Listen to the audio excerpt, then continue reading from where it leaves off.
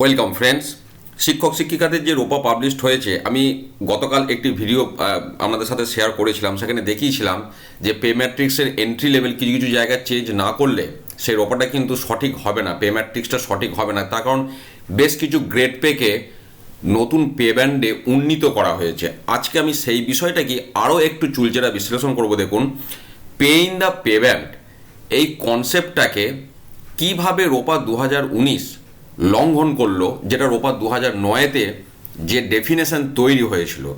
সরাসরি সেই জায়গাটা যাওয়ার আগে একটু দেখে নেবো রোপা 2009-এ pay in the pay band বলতে কি বোঝানো হয়েছিল। দেখুন, রোপা 2009-এ যেটা পে ব্যান্ড 1 ছিল, যার স্কেল 4900 থেকে 16200, সেখানে দেখুন 1700-1800 গ্রেড পে ছিল, যার starting pay in the pay band ছিল 4900, যেটা এখানে মিনিমামটার সঙ্গে সমান। তারপর একটা ছিল 50-30-1800 গ্রেড পে, অর্থাৎ পে ইন দ্য পেমেন্টটা স্টার্টিং হবে এখানের সঙ্গে সমান, তারপর বাকি যতগুলো থাকবে সেগুলো সব এই স্কেলটার ভেতরে থাকবে। সেই জন্য এটা নাম দেওয়া হয়েছিল pay in the pay band, pay ব্যান্ডের মধ্যবর্তী একটা পে। একই রকম দেখুন, পে ব্যান্ড 2-এতে যতগুলো গ্রেড পে ছিল তার মিনিমাম যে পে ইন দ্য পেমেন্ট ছিল 5400, সেটা এর সঙ্গে সমান।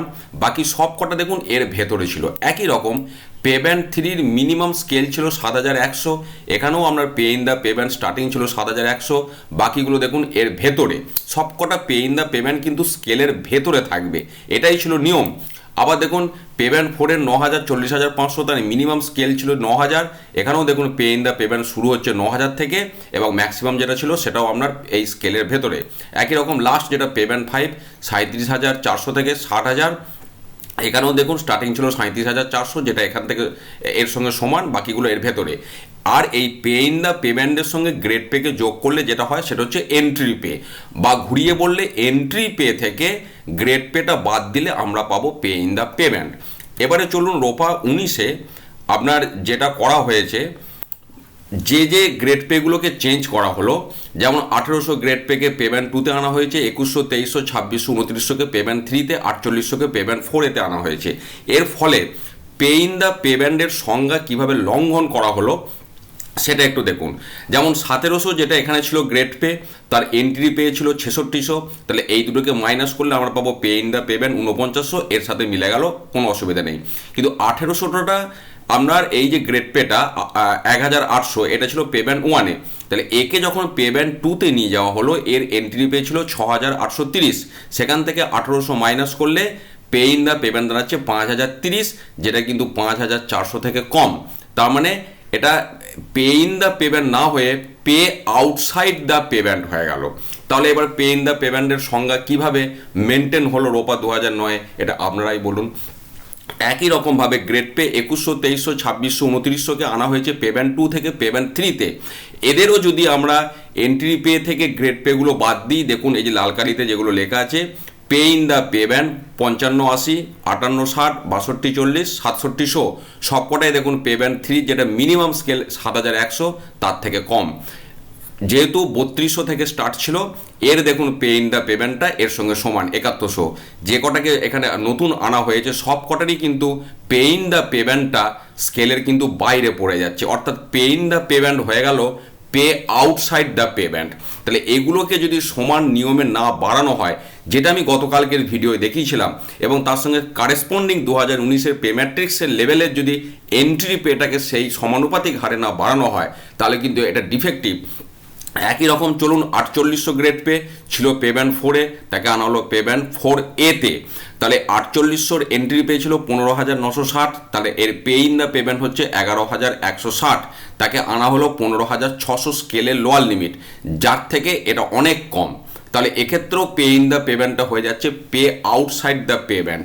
হয় 5400 গ্রেড পে ছিল লেভেল পেমেন্ট 4-এর প্রথম, তার দেখুন পে ইন দ্য পেমেন্ট যেটা 15600, সেটা এখানে লোয়ার স্কেলের সঙ্গে সমান, কিন্তু এটা লোয়ার স্কেলের থেকে অনেক কম হয়ে যাচ্ছে। তাহলে এই 11160কে আপনাকে এর ভেতরে নিয়ে যে ঢোকাতে হবে, যে বিষয়টা আমি কালকে বলেছিলাম, আজকে আমি আরও একটু ব্যাখ্যা বিশ্লেষণ করলাম। তাহলে এখান থেকে আমরা একটা কথা বলতে পারি, রোপা 2019 এবং রোপা 2009 পরস্পর বিরোধী আচরণ করছে। অন্ততপক্ষে পে ইন দ্য পেমেন্টের যে ডেফিনেশন, সেই ডেফিনেশনকে ঘিরে যদি বক্তব্য রাখতে যাই, রোপা 2019 কিন্তু রোপা 2009-এর সেই ডেফিনেশনকে ভায়োলেট করছে। এবং পে ইন দ্য পেমেন্ট বেশ কিছু ক্ষেত্রে অন্তত যে গ্রেড পেগুলোকে, যে 6খানা গ্রেড পেকে যে উন্নীত করা হয়েছে, তাদের ক্ষেত্রে পে ইন দ্য পেমেন্ট হয়ে যাচ্ছে পে আউটসাইড দ্য পেমেন্ট। আপনারা অনেকেই বলছেন যে এটা হয়তো একটা মিস্টেক হয়েছে, কিন্তু মিস্টেক এটাকে আমি অন্তত মানতে নারাজ। তার কারণ একটা ক্ষেত্রে হলে মানতাম, 6খানা গ্রেড পেকে উন্নীত করা হয়েছে, এটা অবশ্যই ইচ্ছাকৃত, কিন্তু তার একটা উদ্দেশ্য আছে। সেই জায়গাটা আমি জানি না কি উদ্দেশ্য, কিন্তু সে উদ্দেশ্য ভালো নিশ্চয়ই। কিন্তু শুধুমাত্র আমার যেটা বক্তব্য, গ্রেড পেগুলোকে পে ব্যান্ডে চেঞ্জ করলে হবে না, কারেসপন্ডিং রোপা 9-এর এন্ট্রি পে চেঞ্জ করতে হবে। কারেসপন্ডিং রোপা 2019-এর পে ম্যাট্রিক্সের কারেসপন্ডিং লেভেলগুলোর যে এন্ট্রি পে, সেগুলোকেও কিন্তু সমানুপাতিক হারে চেঞ্জ করতে হবে, একই নিয়মে সেগুলোকে চেঞ্জ করতে হবে। তা যদি না করা হয় তাহলে কিন্তু এটা ডিফেক্টিভ, বা রোপা 9-কে কিন্তু রোপা 9-এর বেশ কিছু জায়গাকে কিন্তু আমরা ভায়োলেট করা হবে। আমি এই জায়গাটাই তুলে ধরার চেষ্টা করলাম। অবশ্যই আপনারা কমেন্ট করে আপনাদের মতামত জানাবেন। আপনারা কমেন্ট করলে আমার খুব ভালো লাগে। চ্যানেলটি সাবস্ক্রাইব করে পাশে থাকুন। খুব ভালো থাকুন। ধন্যবাদ।